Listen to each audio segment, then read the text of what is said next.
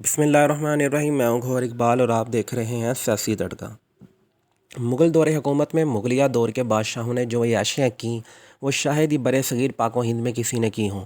مغل رنگیلوں نے رنگیلیاں منانے میں کوئی کسر اٹھا نہ رکھی، مگر پاکستان بننے کے بعد بھی حکمرانوں کی عیاشیوں کا یہ سلسلہ تواتر سے جاری رہا۔ ذوالفقار بھٹو کے انتقال کے بعد جب بے نظیر نے اپنے باپ کے نام پر سیاست کرنے کی کوشش کی تو اس کو بھی ایک مرد کے کاندھے کی ضرورت پڑی، لہٰذا اس مقصد کے لیے ایک بلوچ کو منتخب کیا گیا جس کا نام آصف علی زرداری تھا۔ وہ مالی اور سیاسی حیثیت سے کسی طور بھی بھٹو خاندان کی برابری نہیں کرتا تھا، لیکن بھٹو خاندان کا داماد بننے کے بعد اس نوجوان نے وہ کارنامے سر انجام دیے کہ جن کو دیکھ کر مغلیہ سلطنت کے شہزادے بھی شرمانے لگے۔ بھٹو خاندان کا داماد بننے کے بعد مالی بدعنوانیوں میں ملوث ہونے کے ساتھ ساتھ جنسی اسکینڈل میں بھی خود نام کمایا۔ یہ شادی سے پہلے کراچی میں پلے بوائے کے نام سے مشہور تھا، تاہم کئی بار آصف زرداری کو اسلام آباد سے نکلنا پڑا اور وہ لاہور جا کر پنجاب کے چیف سیکرٹری کی بیٹی کے ساتھ غم غلط کرتے رہے۔ اپنے پہلے دور جیل میں وزیر اعلیٰ جام علی صادق نے ان پر خصوصی مہربانیاں کیں اور بے نظیر سے ملنے کی اجازت دی، مگر جام علی صادق نے بے نظیر اور زرداری کی ملاقاتوں کو ویڈیو میں محفوظ کر لیا اور متعدد بار مراعات حاصل کرتا رہا۔ ذوالفقار علی مرزا بھی زرداری کے دوستوں میں شامل رہے۔ زرداری نے ہوس پرستی کی اس دلدل میں خوب غوطے لگائے۔ لالی ووڈ کی متعدد اداکاراؤں جن میں ریشم، ریما، نرگس، نیلی، شبنم اور سائمہ وغیرہ شامل تھیں، ان کے ساتھ تعلقات عروج پر رہے۔ شون گروپ کے سربراہ ناصر حسین شون کے بلاوے پر اسلام آباد پہنچائی جاتی تھیں۔ آصف علی زرداری اور ان کے ساتھیوں کو لڑکیاں سپلائی کرنے والے گروہ کا سربراہ ڈاکٹر اعظم بیگ کراچی کا رہائشی تھا۔ جب اعظم بیگ کو گرفتار کیا گیا تو اس نے 10 صفحات پر مشتمل اپنے تحریری بیان میں جاری کیا، جس میں اس نے اعتراف کیا کہ وہ ان جنسی سرگرمیوں میں کیسے ان کی معاونت کرتا رہا۔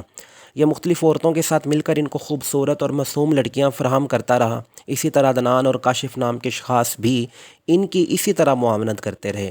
بے نظیر کے بین الاقوامی دوروں سے چند دن قبل یہ لڑکیاں ان ملکوں میں بھجوا دی جاتیں۔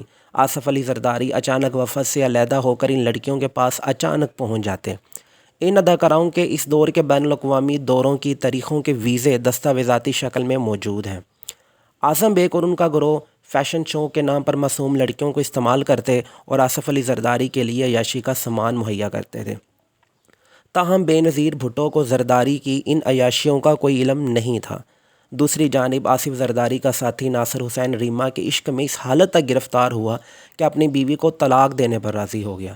ان تمام اداکاراؤں کے لیے ناصر حسین ایک بہترین کسٹمر تھا۔ ناصر حسین ان اداکاراؤں کو اپنے دوستوں کے پاس بھی بھجوایا کرتا تھا۔ ناصر حسین نے شادی کے وعدے پر ریما کو 12 لاکھ کا ہیروں کا سیٹ خرید کر دیا اور بعد میں 25 لاکھ کے ہیروں کے ایک اور ہار کو بھی بک کروایا۔